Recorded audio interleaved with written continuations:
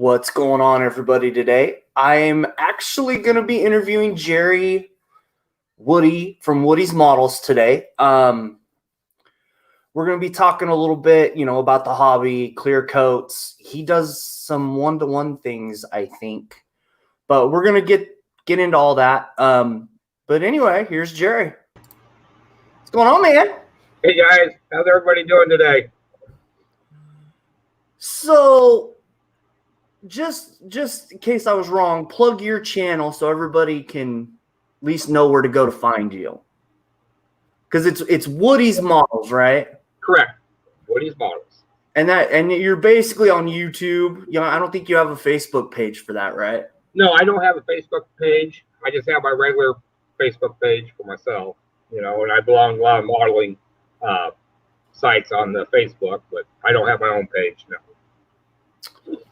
Okay. So first question is, what do you do for work? I do heavy highway construction, concrete. I got out of body shop work about 10 years ago, went into construction. So, I've been in the body industry for right at 30 years now. But you ain't had no fun until you done some heavy highway.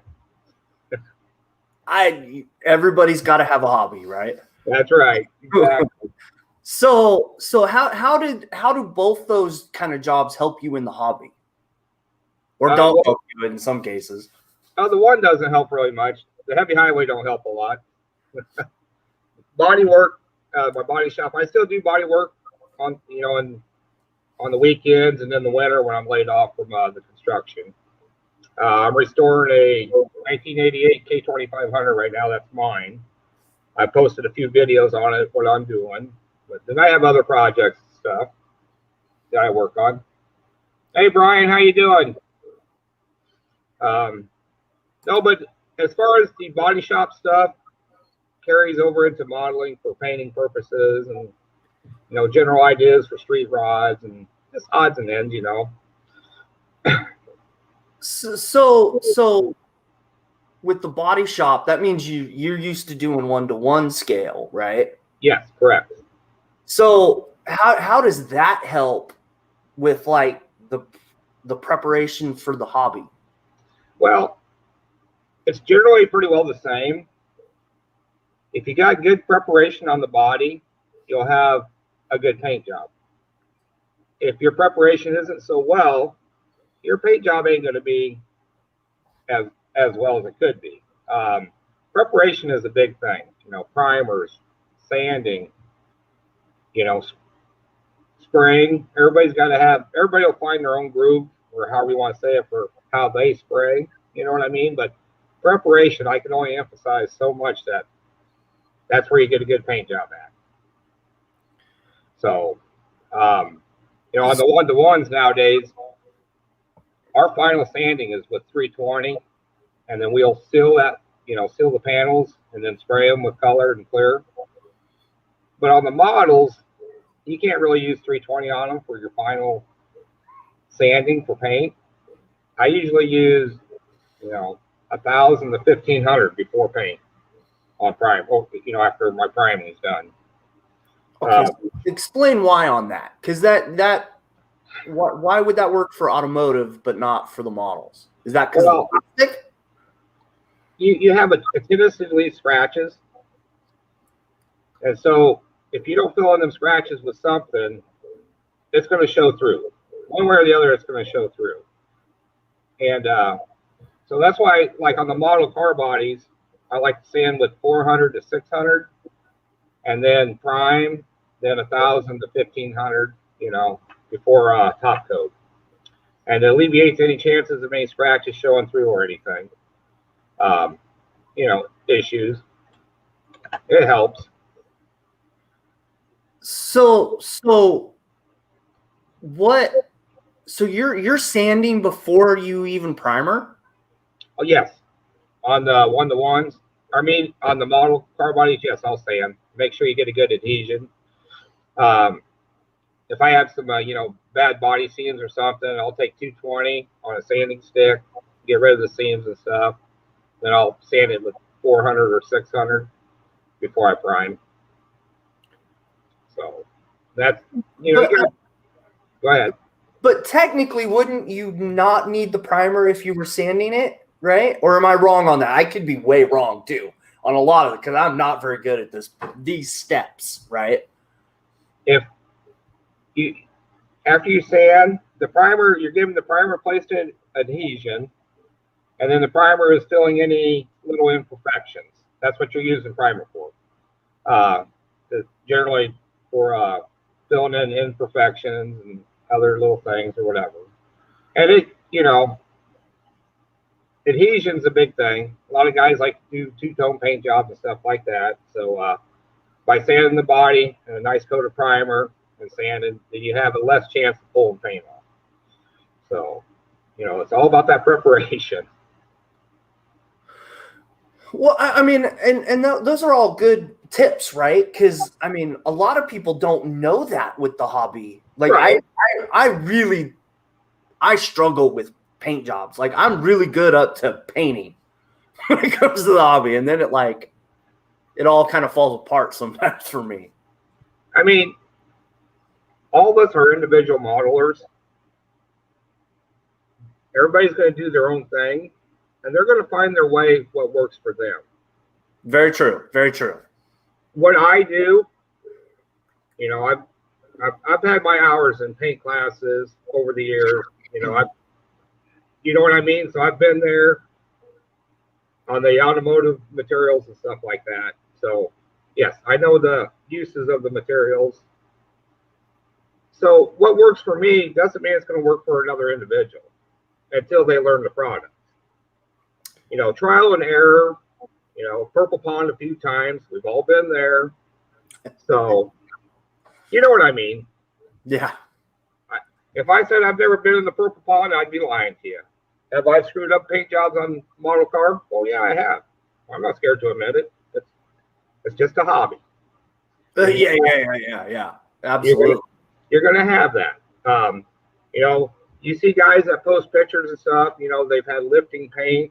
You know, intermixing materials and stuff isn't good. Now, what do we mean by that? Intermixing materials. You can spray enamel over lacquer, but you ain't supposed to spray lacquer over enamel because lacquer will lift enamel paint, cause it to wrinkle because it's a hot material. So, you know, and some of these Rust-Oleum cans, materials guys use, whatnot, some of them don't interchange with each other so well. You know, some of the Duke color paints, aerosols that guys use, don't like to interchange with other paints.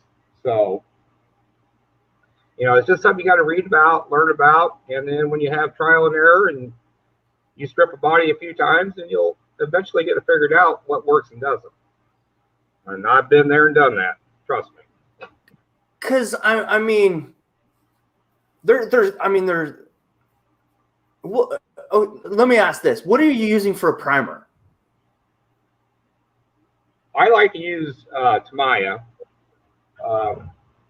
Whatever the number is on the Tamiya. Just a second. The spray can? Yeah, the spray can. I use this a lot. I either use gray or the white, and they do have a red oxide. But, you know, if I'm doing a base coat, automotive base coat, I have KD 3000 from House of Color. I use this if I'm using a base coat, automotive base coat and clear coat. This is more resistant to the reducers in the automotive paints versus the Tamiya, which Tamiya will take a lot of the automotive base coats I use, but I get better reassurance with this. You know, this is meant for automotive use and automotive paints. And some guys don't understand that, you know. And, you know, if you read up on it, okay, so here's the question. The automotive paint is going to work, right? Because it works in the automotive industry. It's going to work. It's going to work. But why would that be better than the modeling paint that we're supposed to recommend everybody to use, right? Well, automotive paint, you have a wider range of colors. So if you go up to your Tamiya rack, which I like Tamiya paints, don't get me wrong, that's exclusively what I use. In my airbrush, in the aerosol or whatever, it's Tamiya paint. But you go up to a Tamiya aerosol to get a color, and you're limited to your colors. If you go into a store that sells Duplicolor and aerosol cans, your color has a bigger variety for guys. So the Tamiya paints, which are great paints, you're limited in your colors. Duplicolor, you just got a wide range of different colors, reds, silvers, blues, champagne colors, blacks, whites. It's just incredible how just the variety of colors you can get even in aerosols. So that's why guys use so much of the Duplicolor, I do believe. So are you using the aerosol cans right out of the can, or are you decanting them? If I'm using an aerosol can, I use it right out of the can. I'm lazy. I don't want to clean the airbrush if I don't have to. Just joking. But no, I keep my can warm when I'm spraying with it, and so it atomizes a little bit better. Get a little temperature in that can. Not crazy temperature, just a little more temperature, and it helps it spray. It atomizes, and the Tamiya spray is great out of the can, actually. So you said warm up the can. How are you warming up the can? Like hot water, like tap water, warm water, or I use a blow dryer, hair blow dryer, to heat up the can. Okay, that's a new one. I haven't heard that one yet. That's a new one. If you heat up a thing of water and you set the can in it, well, that water cools off, so it's not consistent. And you set it back in there, then that water's cool, and you think it's still warm. So that's why I don't use the water. Blow dryer is going to be a consistent temperature constantly for 15 minutes or whatever. So that's why I use that. See now what I do, and not that it's any better than any other idea, right? But you take like a bowl or a cup, and I take a coffee mug warmer. That's a good idea. That's great. I'll turn it on, and I'll leave it in there probably till way too long most of the time. You can tell the difference when it's warm compared to cold, and that's true with paint too. So you're correct, Josh, 100%. Hey, Joe, how you doing? You're correct on that, Brian. Paint on the model versus a 1-to-1 to fill in scratches, right? Correct. And something else guys got to remember, but your coffee cup warmer, I've heard other people using that, Josh, and I have never tried it, but I guess that works out really well.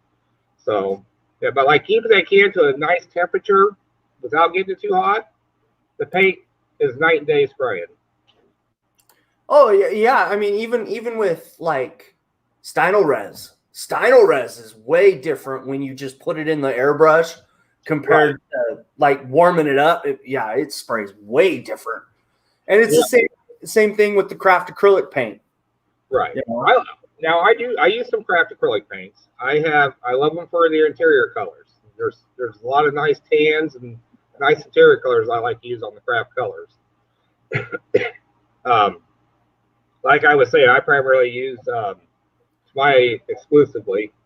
I do have some Vallejo for brushing, and I use some MIG colors for different things, but primarily Tamiya for me, unless it's automotive and I mix it myself.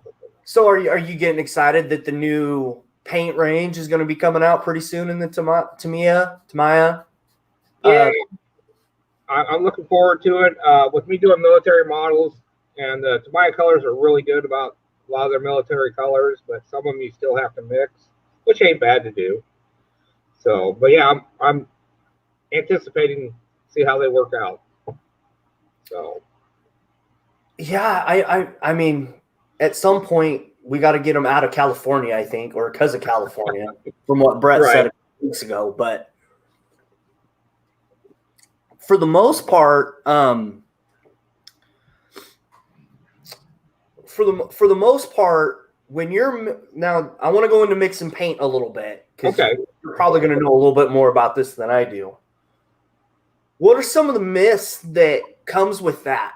Because I know automotive's different than the modeling side, but it should be kind of the same process, right? Or am I completely wrong? It's the same process primarily. Now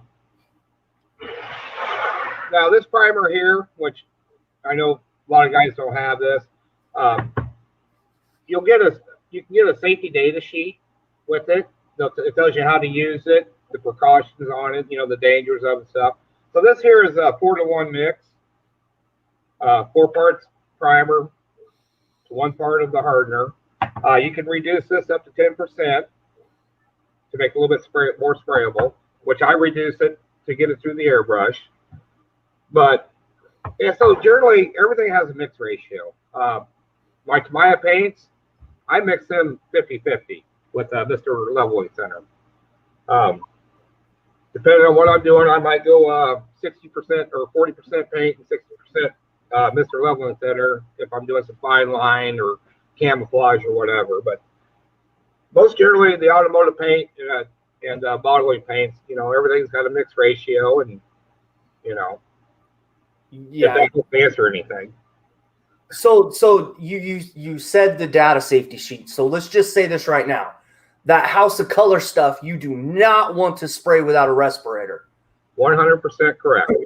Let's just make that very clear right now. I don't want people to think it's... I keep it down here at the modeling bench. I don't use this inside. The basement's cooler, naturally. So I just keep it in here till I need it. Oh yeah, because you got to paint in the elements kind of changes, right? It's right. Not good for them to be super hot or super cold. They got to be a certain temperature, right? I live in the Midwest here in Iowa, and one day it's 90 degrees, and maybe tomorrow it'll be 33 degrees. Who knows? I don't know if you can see that question. Jerry, with the House of Color primer, are you having problems with it atomizing before it hits the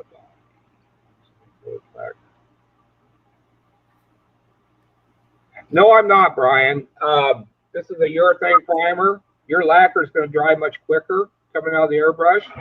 I don't have no problems with this. This is, like I said, a urethane. And then with the 10% of reducing, it lays down nice. So you won't have that problem because it's got a different cure time than your lacquer, acrylic lacquer. But but let me ask this. What he's talking about, isn't that like the distance from the airbrush nozzle to the product, right? Isn't that what causes some of that? Because it's basically taken too long to get to the surface. All right. Or am I wrong? I don't. I'll help you answer this. Okay. I'll try to answer this. And so your 1-to-1 paint gun has a 1.5 needle or a 1.3 needle. Okay. Okay. Our airbrushes are what? 0.3. Very small. So a lot of these automotive primers, even your acrylic lacquers, that's the automotive side, they have a recommendation for a tip size. Okay. So you're taking it from the 1-to-1 of a paint gun, you're putting it in an airbrush. So your tip size is smaller, and you don't have the atomization capabilities as a 1-to-1 gun, which that's primer's meant for. Oh. Okay. Okay. So, my primer gun, which I've got 5 paint guns, automotive guns, and I got a couple airbrushes, but my primer gun is a 1.5, and it operates on about 32 psi. That's for atomizing and spraying primers. So, and then you got an airbrush that you're trying to run it through, and let's say even a 0.5 needle, and you're trying to crank up that airbrush to 30 to 33 pounds to spray it, it's still not going to atomize. You can reduce it, you'd have to work with it a little bit and use the proper reducer. I have to reduce this to get it through the airbrush. Like I said, 10%, which is a lot for an airbrush. You know. So with the other gun, what would you reduce it to? Probably what, 2? No, I don't need to reduce it with my other gun. Oh, no shit. No, I don't need to reduce this with my other gun because my gun's meant to spray primer. It's it's for primer. It's for heavy bodied primer. Okay.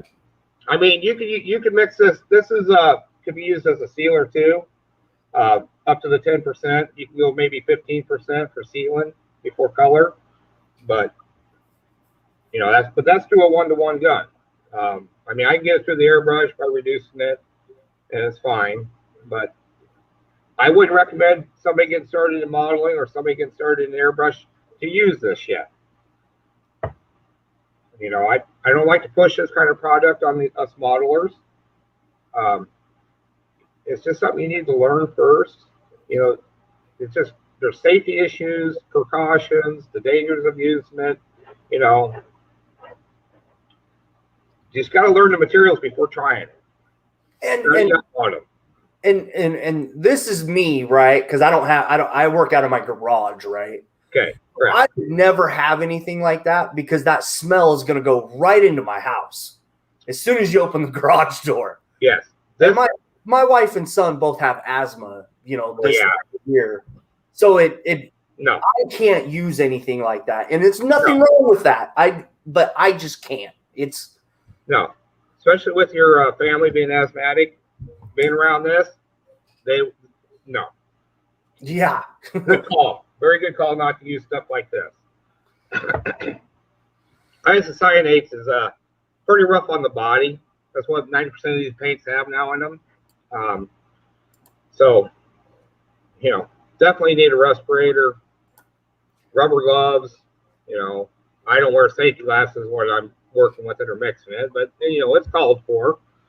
So, but yeah, as fellow modelers, like I said, I have access. I've worked with it for 30 years. I know how the product works, not just this product, other products. So, somebody getting into modeling, they don't want the expensive a primer like this. This quart can's like $50 and then the hardener's, 20. So that's $70. I mean, sure, you can prime a lot of models with it. I was going to say that's probably going to last you what, 3 years? Oh, probably easily. But then you got to have a paint booth, a place to spray it. You got to have airbrushes, a little air compressor, or somehow to spray with. And we want to see modelers get into the modeling community without a huge expense at once. Work your way up to this kind of material, and learn your aerosols, learn your rattle cans. Because you can get a great finish with a rattle can. You don't have to use automotive paints. This is me, right? So I can't use a rattle can to save my life. Like if, and it's not like I mostly use this stuff for clear coats and stuff, the matte finish. Right. That's what I'm using for clear coats when I want it to be really, really nice. Or I'm using Future like in between coats. Okay. Like I'm sealing it so I can get onto the next step. And then, when I'm usually done, or if I don't feel like doing it, I want to brush paint something, I usually try to do some of this stuff. All right. Okay. This is craft acrylic. Correct. So, and it works. It works. It won't, if it's wet, it's not going to really. The product you're showing me there, it does have a specific use, 100%. You know what I mean? Yeah.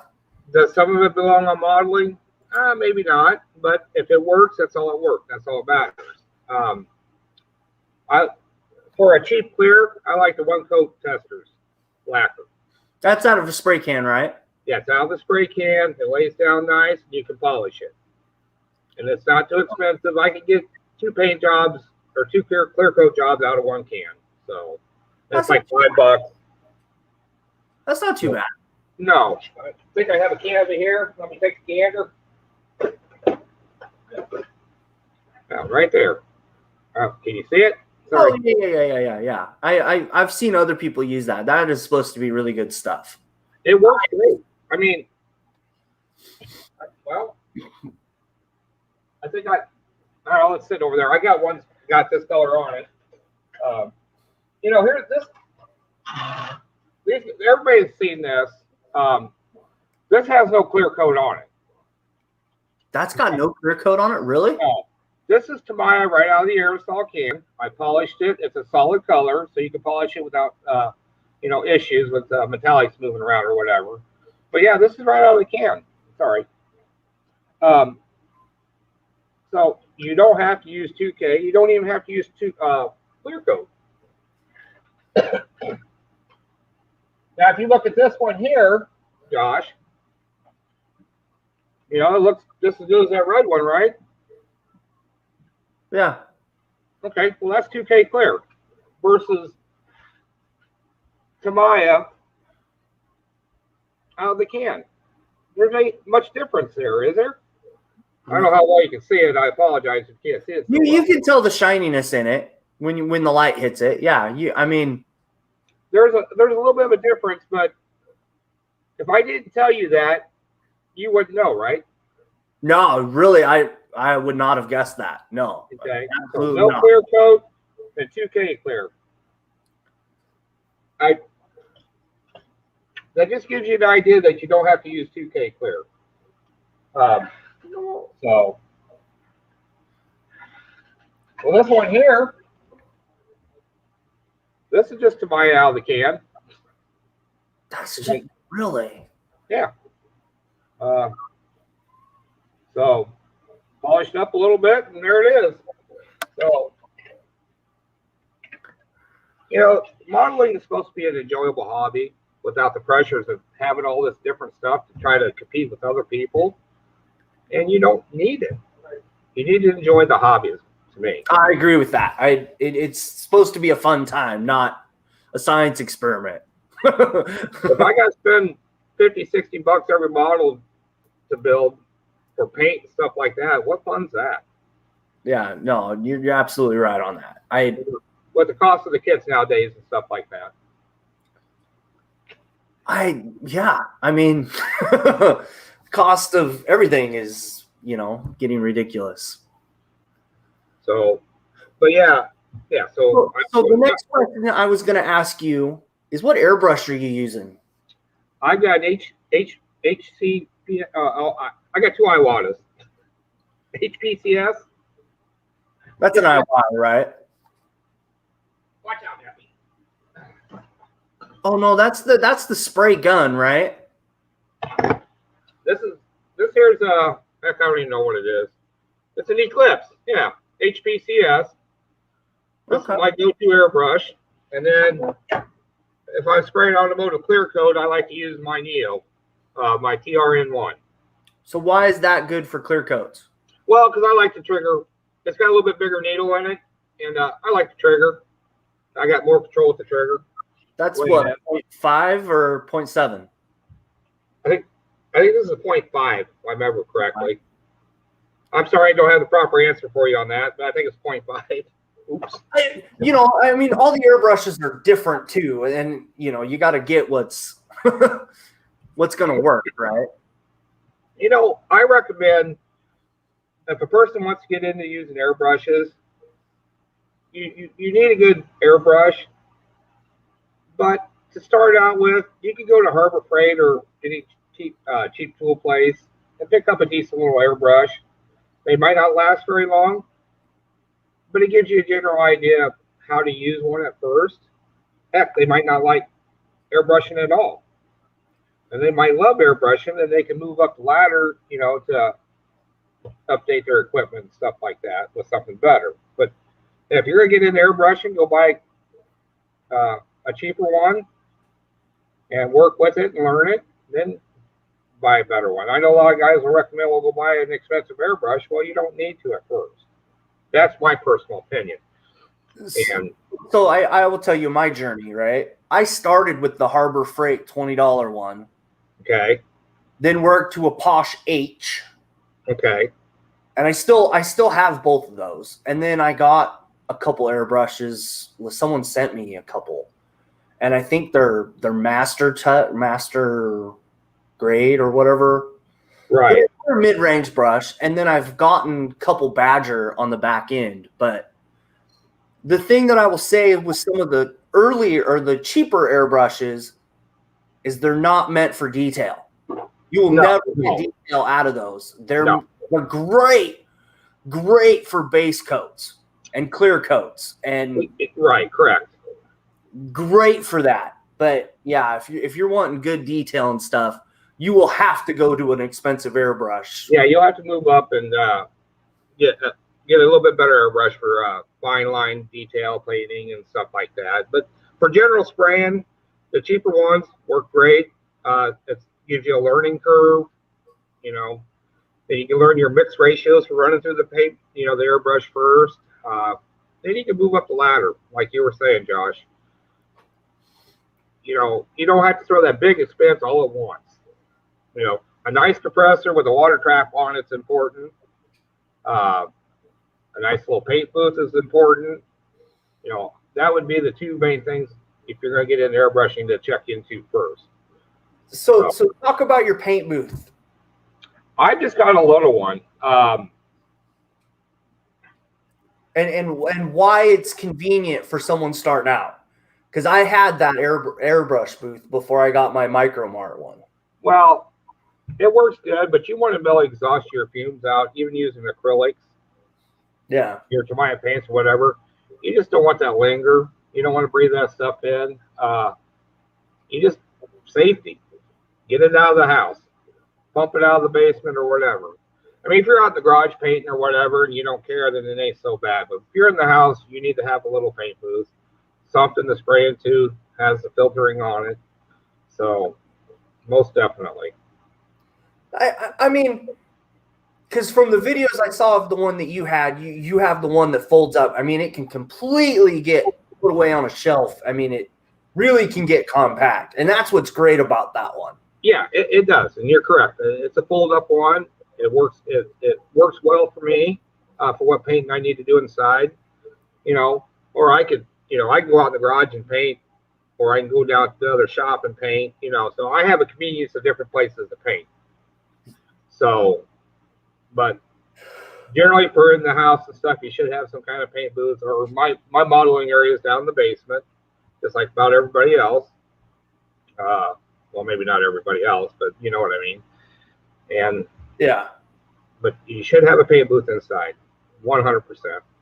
And I'm trying to read that. Do it. Hi, Bob.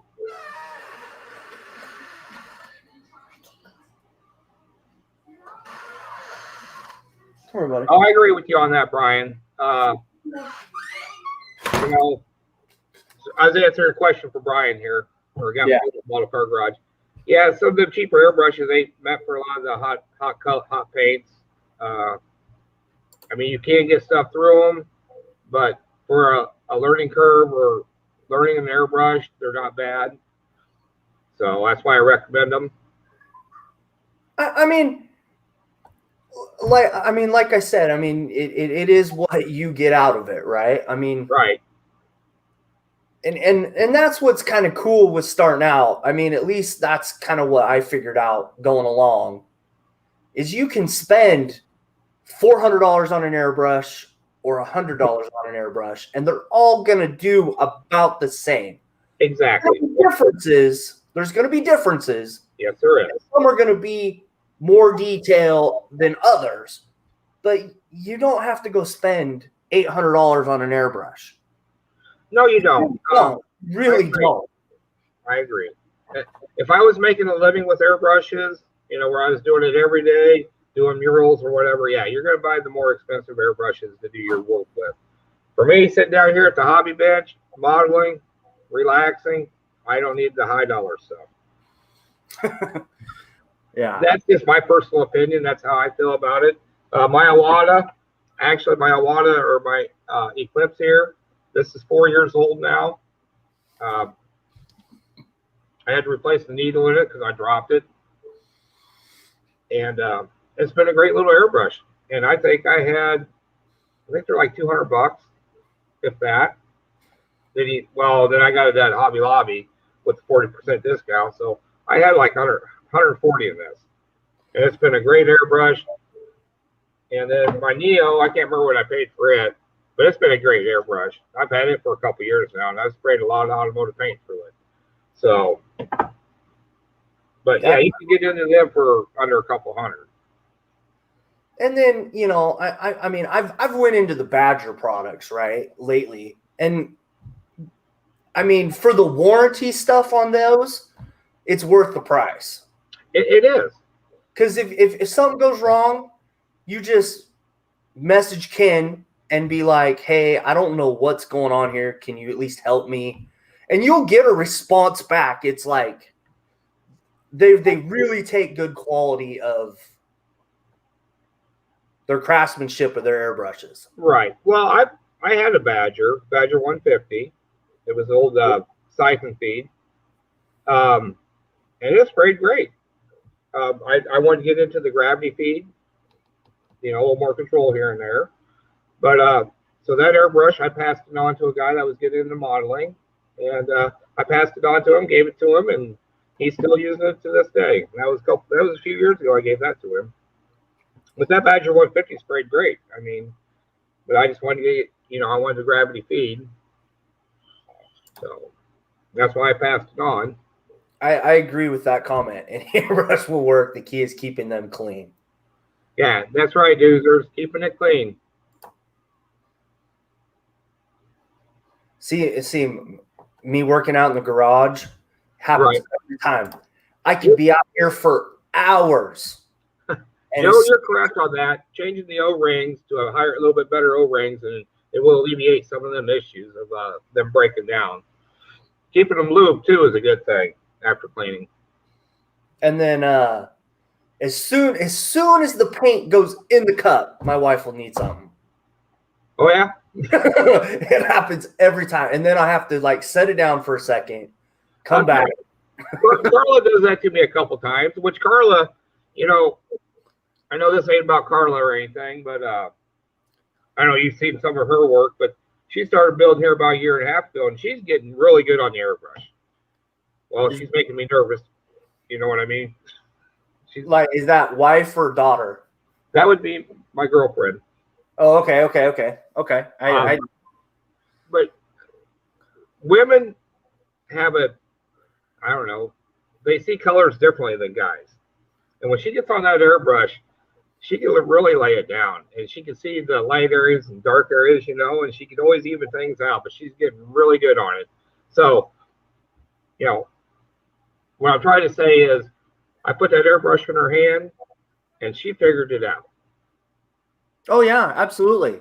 I gave her some general ideas on the functioning of it, but you know, so when people, once they get that airbrush in their hand, they need to figure it out. Josh, me and you are two different people on spraying. How I spray and how you spray are two different things. Well, and the other thing that I will bring up is weather, right? Because you live in a different climate than I live in. I'm not sure where you live actually, but I live in Iowa. Oh, okay. Well, yeah, it's totally, completely two different types of weather. I'm on the Mississippi. I can almost see the Mississippi.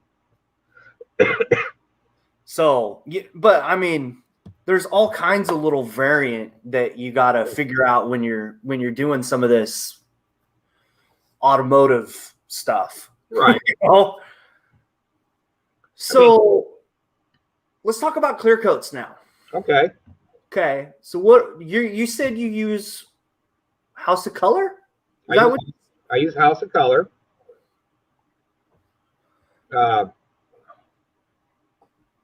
I can't UA21. I don't have that in my hair, so kind of explain your process on how you set up to do a clear coat. From like the last you sprayed the last coat of paint, now you're going into the clear coat. Well, I like to depend on what color I got on. If I'm using, because I'll put 2K over Maya once in a while. But when I'm doing base coat, clear coat, you gotta let the base coat sit at least 15 minutes. So with my Neo, I have the Neo or the TRN1 here.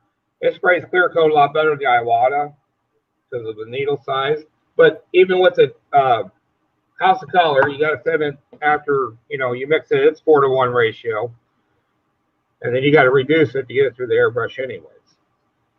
So, yeah, just mixing and pouring and spraying. Tack it off and spray. So I'm gonna ask this question: how heavy are you hitting it the first time out, or are you just dusting it on? Okay.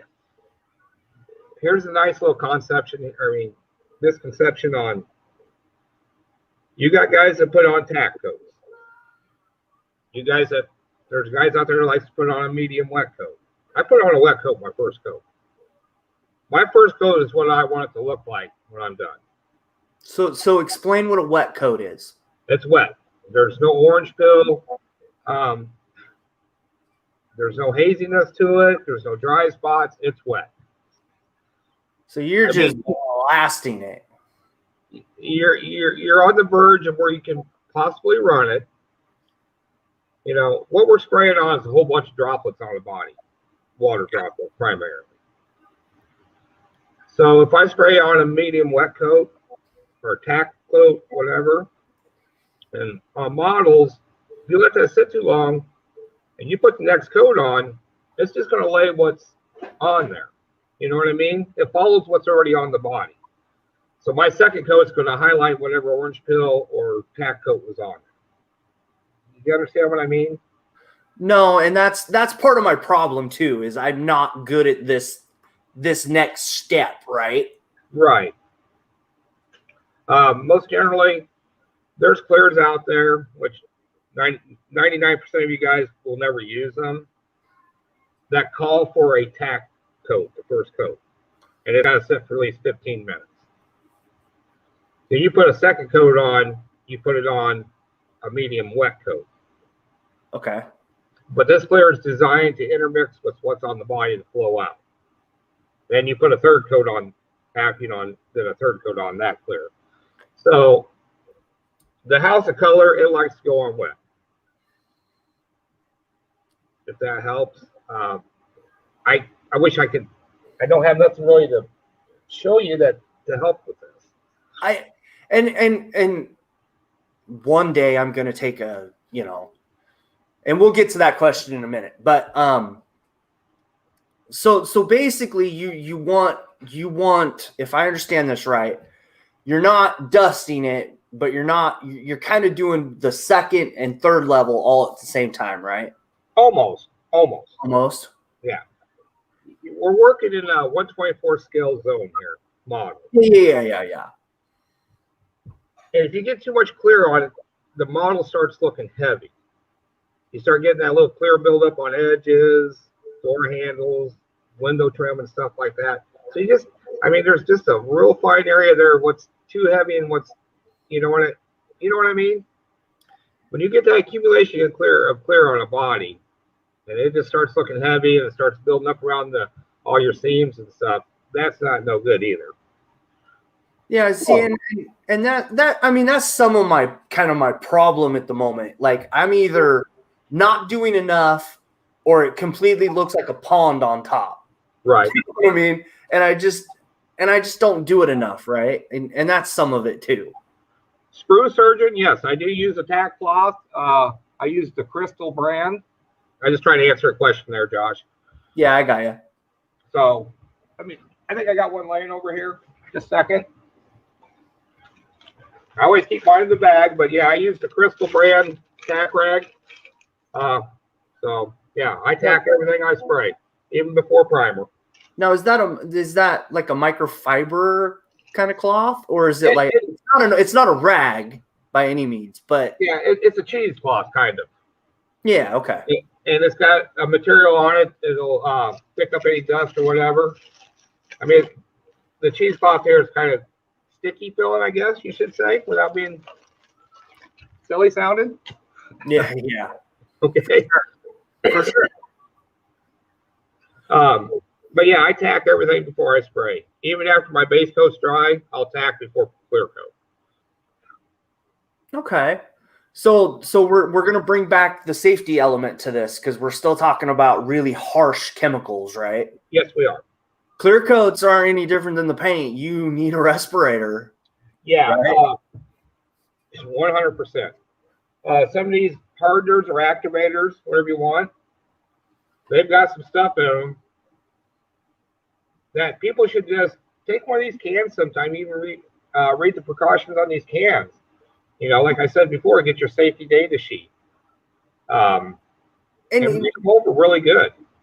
Do you understand why I keep bringing up the safety part of this? Because you get some of these kids that are in their bedroom doing exactly. And I mean, and then they're going to sleep, right? Right. And then you're sleeping in that camp. Like you really need to protect yourself. You know, and that's why I make sure I bring up the safety part of this, because it can really affect your life later. I know a guy, I don't want to get off subject here, but just a little tidbit of information, who was a painter for several years. Well, he had to have his lungs scraped. Oh. From the buildup of paint in his lungs. Whew. And so, did he have the opportunity to wear a respirator and stuff? Yes, he did. He chose not to. Is this going to happen to a modeler? No. But will it affect your lungs? Yes, it will. It will. It'll get in there and it don't come out. So I would say this, like the craft acrylic stuff, craft paint, still can hurt you. Not as bad. But not as bad. Those enamels and lacquers, them things can kick you on your ass. Enamels, lacquers, yeah, will kick your ass. The urethanes, your acrylics, even your waterborne paint can be rough on you, believe it or not. They've got chemicals in them, though they are waterborne. They do have chemicals in them. So anything sprayable can be harmful. So, I mean, as harmful as others. So if you buy a product, any of you guys, even your Krylon paints, your Rust-Oleums, anything aerosol, that's either enamel or a lacquer, there's precaution on the back of that can. It's there for a reason. Oh, yeah. 100%. I mean, and that's why I'm trying to just promote the safety part of it, because we are talking about some pretty harsh chemicals at the end of the day. I don't want people to think, it's not going to do anything to them. Safety aspect for kids that, in case they watch this later in life, right? People don't realize also, Josh, when you're spraying, you're getting a backflash. Well, we do on one-to-ones, but if you're airbrushing on a car body or whatever, you get a little bit of a backflash. You'll be surprised what your eyes will absorb. Believe it or not. When you got the fumes coming back into your face, your eyes actually absorb some of that too.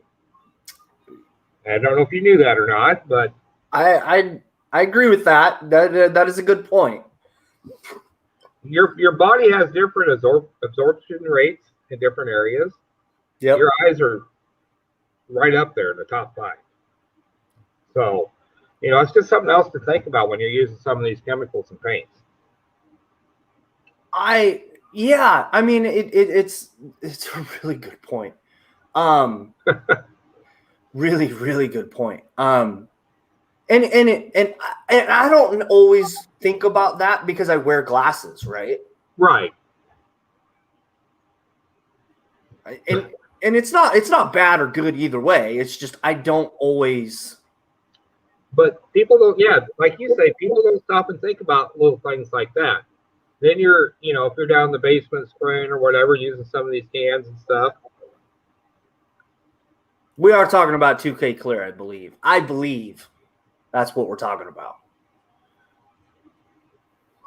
Yeah, Screw. If you have any questions on the 2K Clear, don't be scared to ask. I got to put my glasses down to read. I apologize. I'm trying to keep the glare off the screen.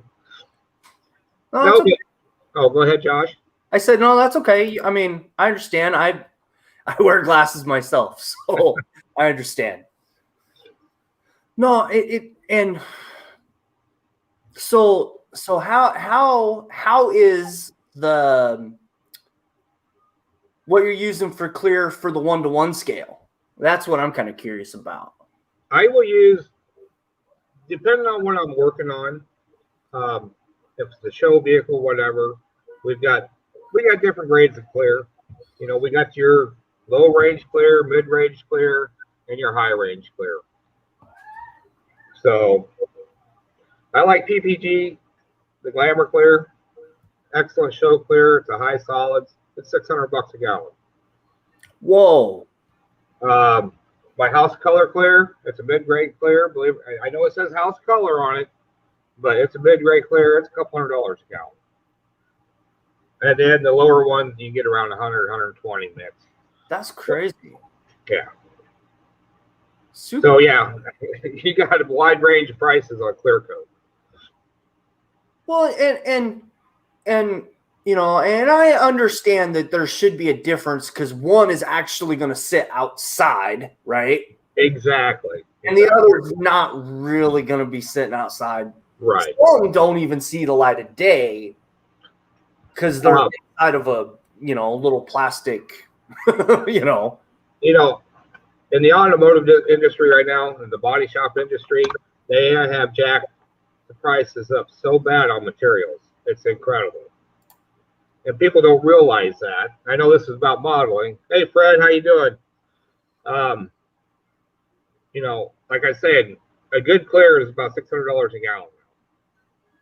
And, you know, you can barely spray one car with that nowadays if you're doing a complete. Yeah, so that, you know, the price factor is just incredible on body work now.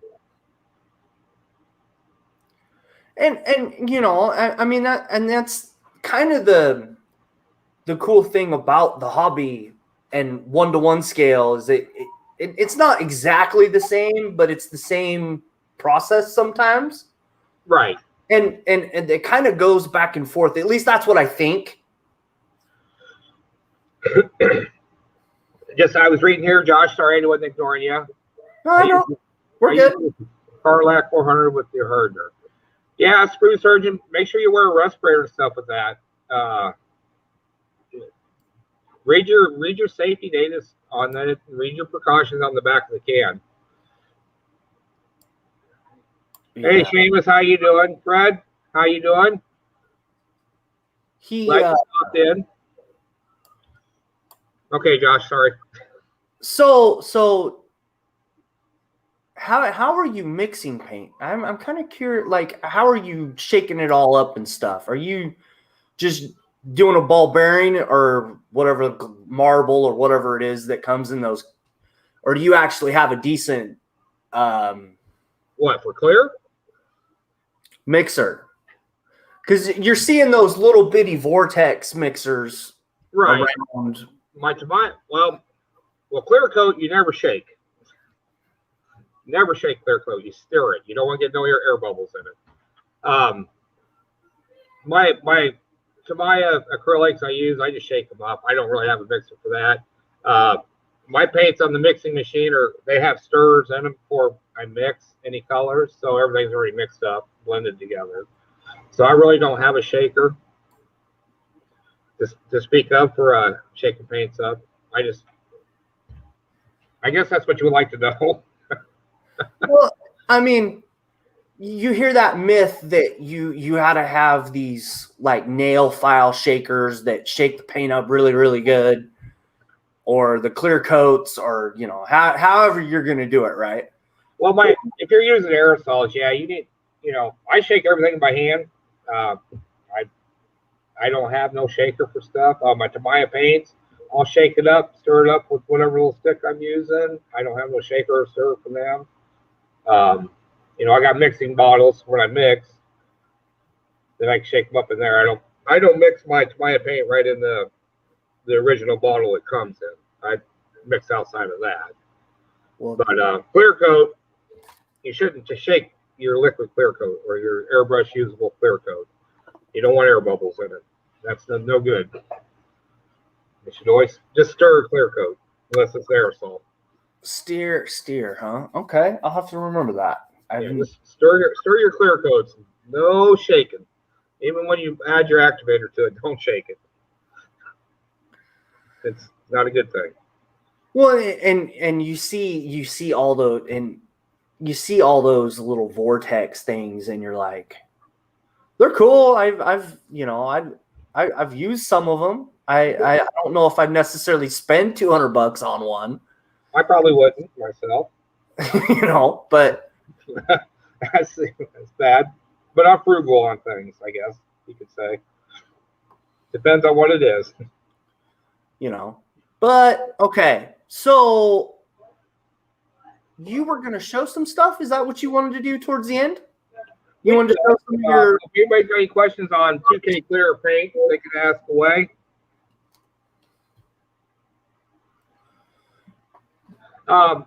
Like I was saying, I build automotive, which everybody here knows. So this is one of the automotive. I build primarily out of the box. I don't buy a lot of aftermarket stuff with my cars or whatever, trucks. Here's my tip boost. I just finished this one. A lot of the guys have seen this one. So this one does have 2K clear on it. Is that the Foose truck? Yes, that is the Foose truck. I love that truck. And it's a great kit. Oh, wow. That's really impressive under there. All right. Thanks. That's really good. This is one of them Lee Torino or our Serino's stock cars. So I build cars, like I was saying. I get a hard time with Josh about not finishing models. I think you know this by now. Because I'll start a lot of models, don't get them finished real soon. Joe over there at Mad Genius Productions, we're doing a buddy build, and I know his plane is done, and mine's not nowhere near it. It's getting close. So here's one of my tanks. I don't know how well you can see it. Let me bring this. Let me bring this up full screen. That's really cool. That's really cool. Right. There's a little Sturm. Can't see it very well. So there's some of the tanks I've built. So what is the one closest to me? This one? Yeah, what is that? It's a German Stug. Oh, I've never seen that. That's really, really different. That's the first time I ever tried to do a whitewash on it. It was fun, interesting, different. And then I build aircraft also. The king of unfinished builds. Nice, yeah. Fred. Who was that, Fred? Thanks, Fred. Buddy old pal. That's funny. And of course, there I did Maya's. So wait, what is that? Is that a 50? No, that's a Corsair. Corsair. Okay, yeah. And then, you want the P-51? Here, we'll grab that for you next. There's your P-51. So, oh, okay. I know what that is. I recognize that. I've done one of those. Not near as good as that, but I've done one. This is RAF colors. Wanted to be different. So it was a fun little build. It probably ain't finished yet, but we'll get her finished one of these days. And this is that buddy build I'm doing with Joe over there, Bad Geniuses, the FW190.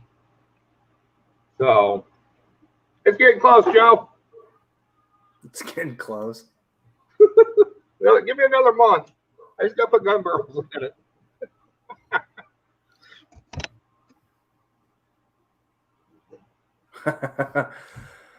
Well, those are all cool, man. I really appreciate it, Josh. Thanks for the kind comments and stuff. I just enjoy building. Carla got involved a little bit, and she enjoys it. She's been really busy here lately. She ain't had no bench time.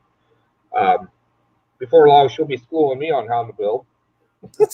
So how important is it that your significant other does the hobby? It works out really well. It really does. She'd see me down here working on stuff, and okay, that's his hobby or whatever. And she got called out one day by a fellow YouTuber, and his name's Charlie Mack. pull up your pull up your britches, buddy build or whatever. So I gave Carla probably one of the worst kits I could have gave her. Huh? Pull up your big girl panties. So I gave her probably one of the worst cars models you could have ever imagined. It was a 53 vet and just a difficult old piece of shit kit is what it was. And I'll be damned if she did not build that and do a great job on it. Her first model. And she just kept on slapping my hand and telling me, here, we'll just kind of show it to you if you don't mind. So this was Carla's first model. Yeah, I can no longer model. That's just it. Damn. That's pretty good. She slapped my hand, told me to stay away. She had it. I said, fine. I said, here's the airbrush, do your thing. And I mean, Lord behold, she did what she needed to do to get it done. And she did a great job. So I was really impressed with her first model. And if she's not proud of that, I know this is about, excellent job. She got on Google, researched the different colors and stuff. I know it's not white. She wanted to go with red, but, she painted the engine the proper color and stuff. So, yeah, it was funny. And then she got the bug.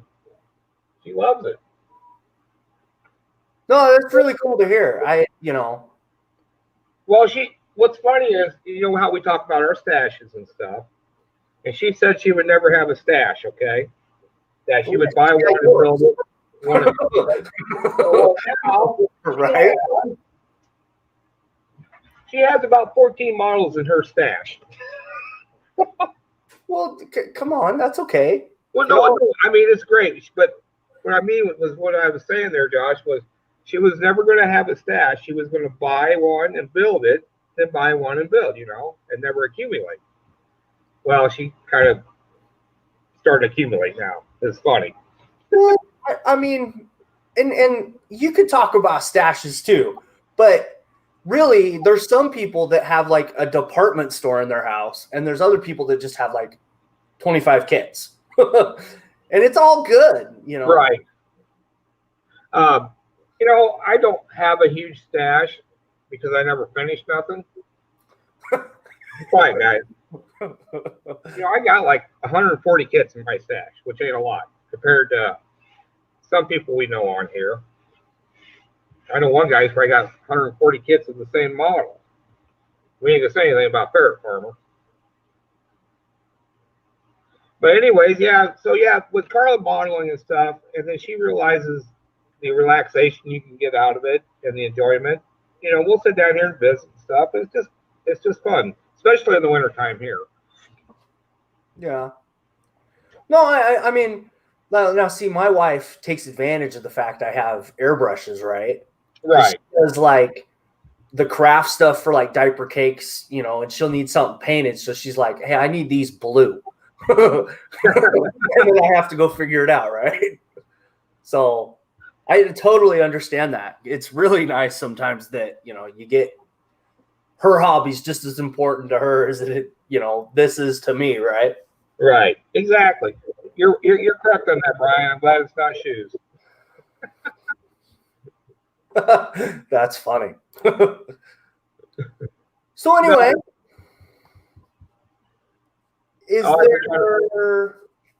we've gone about an hour. Did you have any questions for me at all? Now, what all do you build? I know you do sci-fi. So right now, if it's not 3D printed, it's kind of hard. But I do Gundams, I do cars, trucks. I've got a bunch of Star Trek stuff. I got a B-52 bomber I want to do at some point. Okay, nice. I've got to figure out there's going to be a group build on the Styrene Syndicate that's coming up here pretty quick. And I got to figure out what car and truck I'm going to do for that.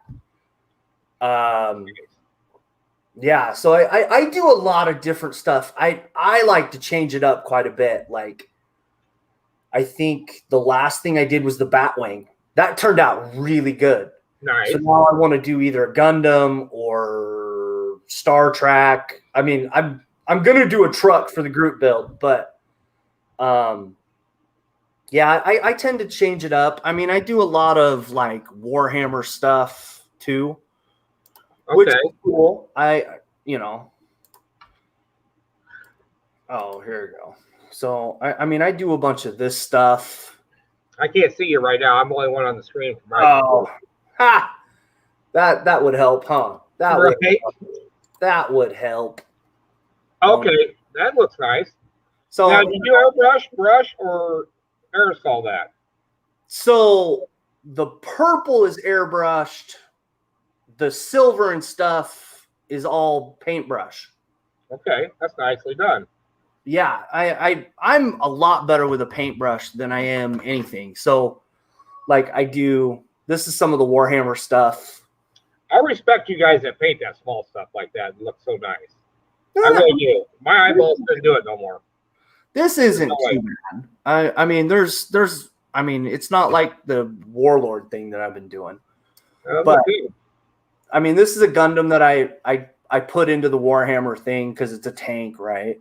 Right. I mean, at some point I want to get better at decals, but you know. Oh, decals can be such an issue sometimes.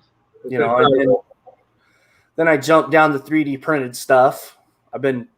This is going to be so awesome when it's done. Right. You know, and the only thing airbrushed on this is the silver. The rest of this is all hand brushed. Okay.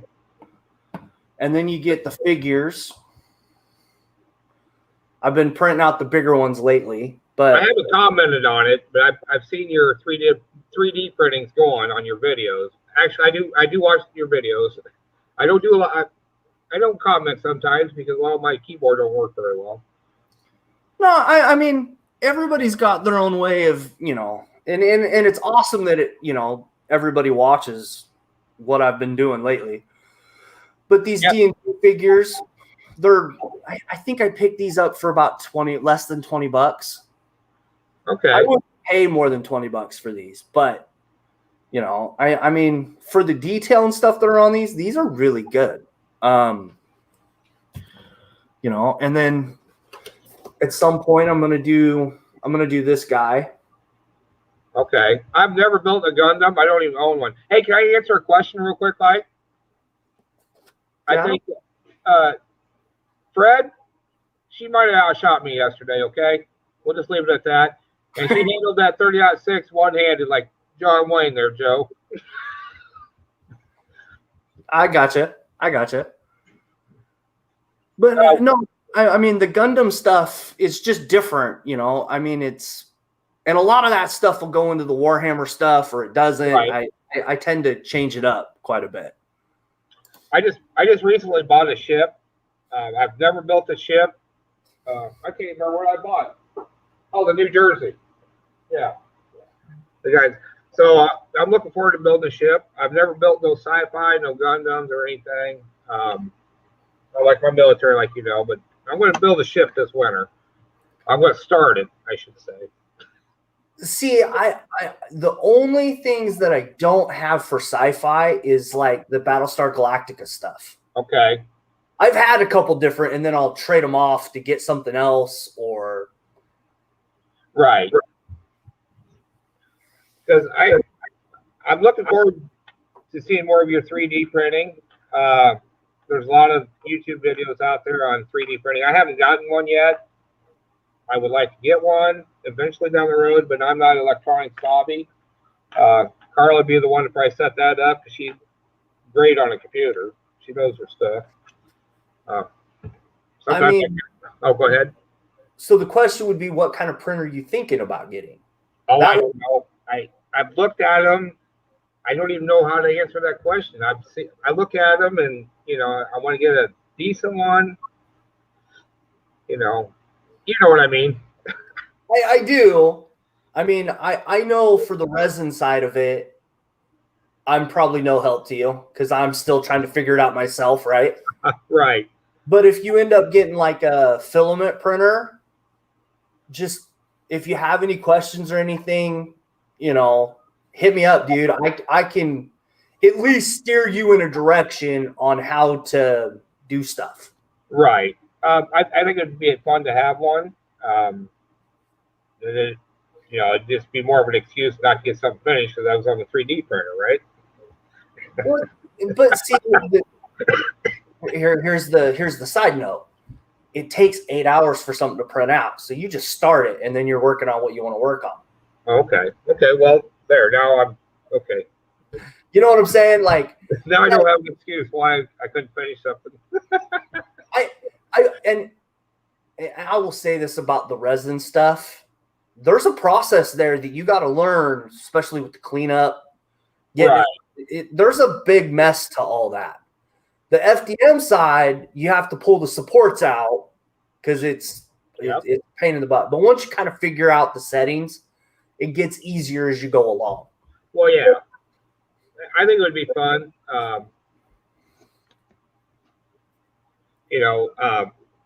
Sometime I might venture into this winter when I have more time. Usually Thanksgiving is our layoff, winter time. And we're off till February primarily. So we'll have a nice, few months to do a little more research on it and venture into one. But that's something that's really going to happen. And like you said, I'll be studying what you're doing on your 3D printing and stuff. And it's all like, it's just another process of learning something new, trial and error. Yeah, I mean, it's really cool at the end of the day what some of these guys are coming up with. It is. And like, I mean, Fred got a printer. That's how crazy the world's gotten, right? Oh, Fred's got a printer? Great. You know what I mean? Like, so I mean, it's all just another tool in the hobby. It is, another tool in the hobby. Not to bring Fred up because he's annoying sometimes. But after he did his resin casting videos and stuff, that was a big help. Yeah, heck yeah. He made it very simplified, educational. I mean, yeah. So I ventured in to try to make some resin castings, but I haven't ventured too far on that one, Fred. But no, I mean, there's a lot of guys out here on YouTube that do a lot of videos on how-tos and stuff, and everybody's so helpful in the community. You know that, Josh. We can't say enough about everybody does the how-tos. And like, I mean, Fred's doing that 55 car build. Like, I cannot wait till he gets to the spray can part of that build. Yeah, and he's going to use aerosol on it, rattle cannon, Tamiya. Yeah. You will not see no 2K clear on that, and I guarantee you it'll look great. I mean, here we go. Talk about 2K clear. I'm not bashing on 2K clear. I'm just saying you don't need to use it. I use it. I'm not calling, but you don't need to use it. Okay, we'll drop the 2K clear. I wish I could have been more helpful with 2K clear on spraying it and stuff. Maybe I should do some videos on it.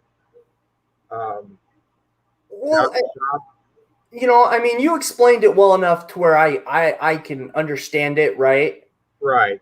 And that's the important part. I mean, hands-on is so important. Oh yeah. I can visually watch somebody doing something, like I can visually watch one of your guys' YouTube how-tos, but to do it hand-on is a totally different scenario. I mean, you got that feeling you got to have for doing it, whatever. Like I was saying, how I spray and how you spray are two different things. How I spray and how maybe Joe over there, Mad Geniuses, sprays, two different things. So absolutely, you got to have that feeling in your hand, adjusting that airbrush, the air pressures. There's so much more to it than just watching the video. That's my personal opinion. Sometimes it ain't very good. Well, and that's kind of the cool thing about some of the interviews I've been doing lately, because you just slowly pull that cord and getting people to explain how to do stuff, and then I can go back later and watch the video. Hey, Colin, how you doing? God, we have another good one show up. Yeah, I mean, there's been. I mean, we didn't start with very many people watching, but towards the end, we get about 10 to 15 people watching most of the time. I'm surprised they ain't throwing rocks at me right now. You know, and you know, I'm really glad everybody likes these. It's really been a fun journey so far, and Well, I really appreciate you inviting me on, Josh. It was very kind of you. You know, I'm not very outspoken sometimes on things. Sometimes I'm not verbally correct on things, and I apologize for that. I'm so much more hands-on. You know, my how-to videos, I don't explain things as well as they could be done, but I try to give the general idea. So, but this is what I will say about your videos compared to some of the other people. You're actually explaining the process all the way through. right. You know what I mean? Because there's some people that you get this part of the process and you get the middle section, but there's this little section in here that he does that he's not telling you. Right, exactly. You know what I mean? And that's some of the cool things about some of your how-to videos is it's live. I think you've been doing a lot of live lately. So there's no breaks. I mean, you're getting the process from start to finish. If there's a screw up, well, then you get to see a screw up, right? And how to fix it. And how to fix it. Exactly. Hey, Seamus. So yeah, it's all fun. All right. Well, I was going to say something there, but you know, our model, the modeling YouTube modeling community is a great community. A lot of guys have a lot of different things they do for everybody. Everybody's got their own little specialty, and I don't have one, but you know, so you have a pile of cars back there that says different. Carla built them. The guys vouched to that. No, that's funny. Yeah, if I get some stuff finished up, I've got like 19 models started right now. 19. How do you keep track of all that? Well, if you'd see this workbench, yeah, you'd understand. I got, I don't know, let's see if I got my dead zone up here on my shelf up here. There's 4 sitting up there. That tank, Charlie Mack had sent me that tank, so I got to get that finished sometime. I got my FW190. I got a 32 coupe over there. I got several tanks I've got started. Other airplanes I've got started. Anyways, I'm the king of not finished. You know what? And I'm sure with what you do for a living, you don't get a lot of time this part of the year to do. No, I don't. I work my job, and then in the evenings I go down to the shop and do a little work, and then then we got general housework around here, yard work and stuff like that to get done. So, yeah, Fred, that's the shelf of never finished builds. Thank you, buddy. But yeah, my time is shortened in the summertime, I guess, for bench time.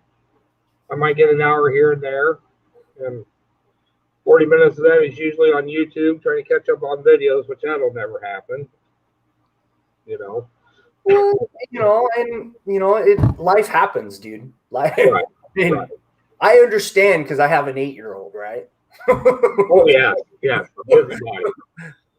So I have to make time for this. I really do, and it's important. At least for my sanity, I have to make time for this. See, a lot of guys don't ask questions in there. I guess they're chicken. Oh, did I say that out loud? Oh, geez. Sorry. Got to poke the bear once in a while. Yeah, but the problem is this guy named Fred Henry's in the comments. Oh, that's right. You got to remember that. old rubbery squid there. Oh, I didn't say that out loud. Sorry. Not too bad Charlie Mack wasn't in here. Charlie Mack, I know this. Another great guy. I enjoy watching his build. I actually would like to get him on here. got to work it out, right? And there's a couple other people that I'm slowly getting them to come on. Right. You know, Charlie Mack is such a good guy. His builds, he builds so much different stuff, and he's right to the point on things. He doesn't hesitate. You know, it'd be great to see him on here.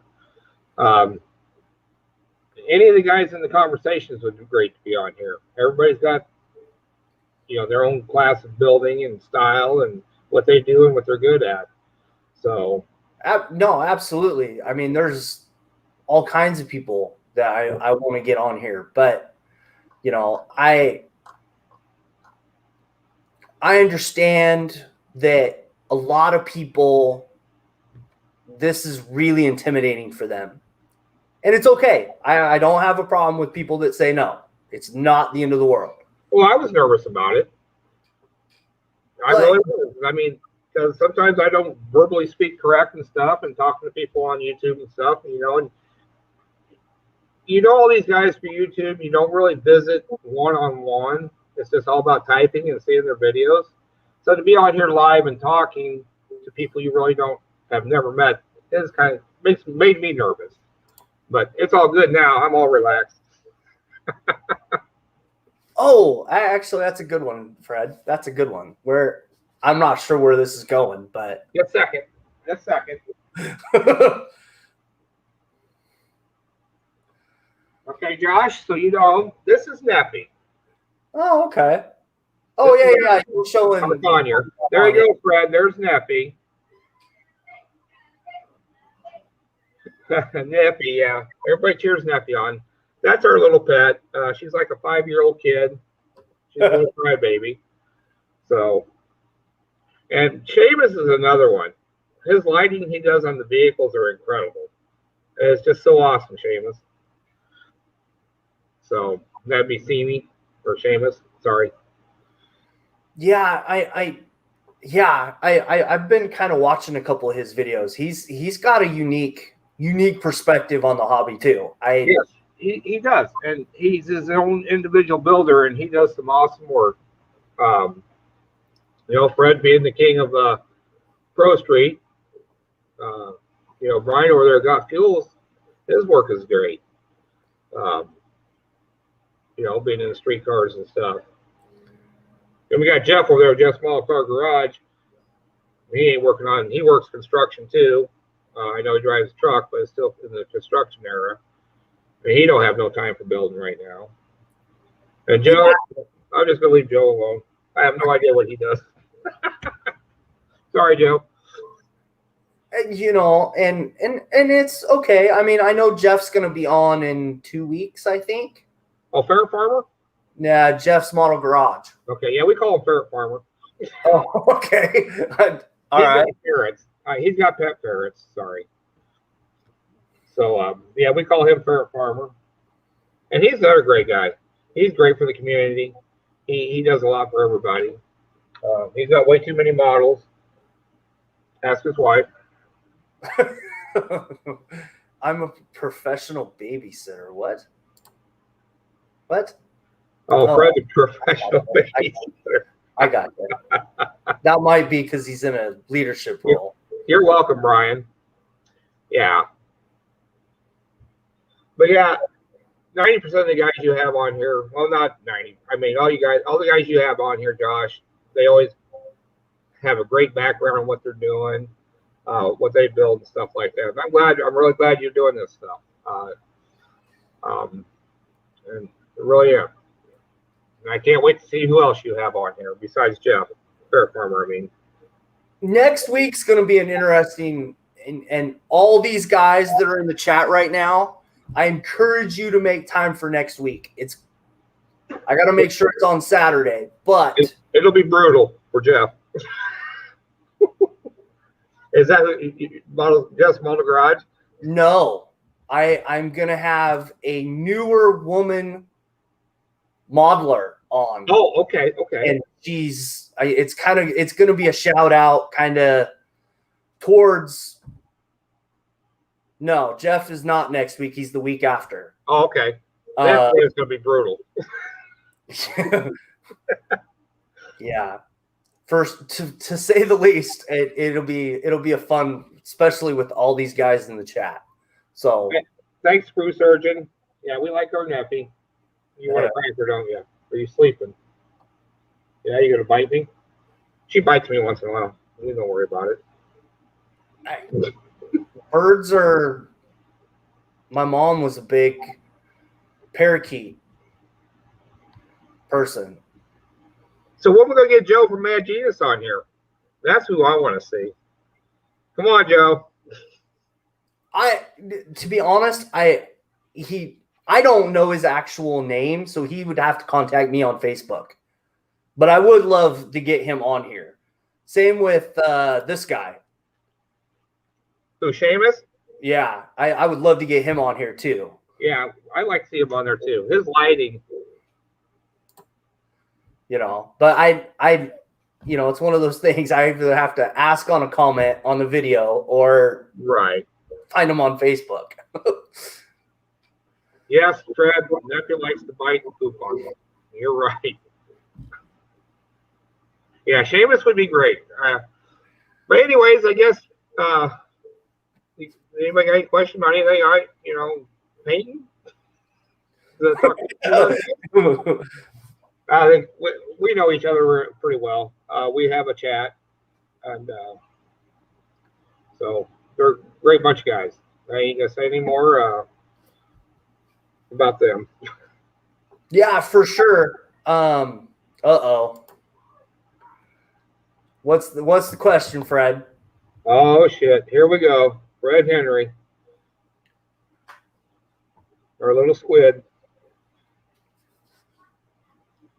How long does it take to type this, Fred? Okay, we'll wait for a second, Fred. Where's Carla?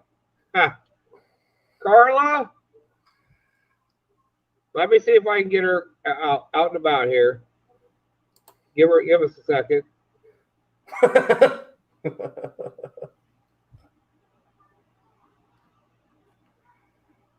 I have no complaints of mine, Screw.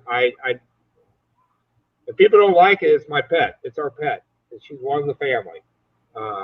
So yeah, I don't know why people would complain about your birds on your live shows, but we haven't had any complaints yet. So just gotta babysit that 5-year-old. Carla, you got a minute? Can you come here, please? Yeah. Pretty please. What? Where's Carla? Here I am. Hi guys, how are you? Sorry, I'm cleaning my guns. We went shooting yesterday, and man, that was so bad. I'll tell you what. So I have to clean them all now. Like day's complete. Hi, Carla. So that's Carla. She's surpassing me on building. She's shooting. Yeah. We collect a little bit there, Josh. We like to go shooting here and there. I'm a big. Well, I don't have a big collection, but I have what I need, right? Right, exactly. I've got some old military rifles from the World War I and World War II. We had them out yesterday, and it was a lot of fun. I like shooting them. I don't have no ARs or anything like that. I just like the old military stuff. So the old 30-06s. Well, anyway, guys, we're about an hour and a half now. Oh, we talked that long? Oh my God! Yeah, I know, huh? But I'm gonna actually end this unless you have another question for me. No, I'll be nice, Josh. Never mind. Yeah, you can ask me anything you want, dude. No. Okay. It was just a fun thing, but we'll leave it be. No problem. I understand. Okay. Well, yeah, I'll ask you later on. I'm chuckling. I'm sorry. No worries, dude. But no, thank you so much.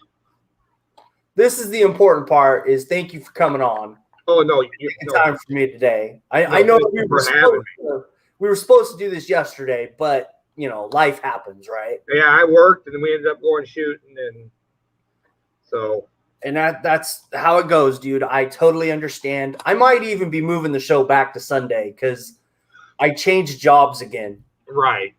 And it's, it is what it is. There's nothing I can really. It's going to be a good change, though. But anyway, I will talk to you in a couple minutes, okay? Yeah, I was trying to read some of the chat there. Thanks a lot for coming in, guys. Appreciate it. It was a lot of fun. Glad you guys are in there. I'm glad Carl was able to step in and say hi, and everybody got to see Neffy. So, but okay, anyways. Bye, guys. Thank you. Thank you, everybody.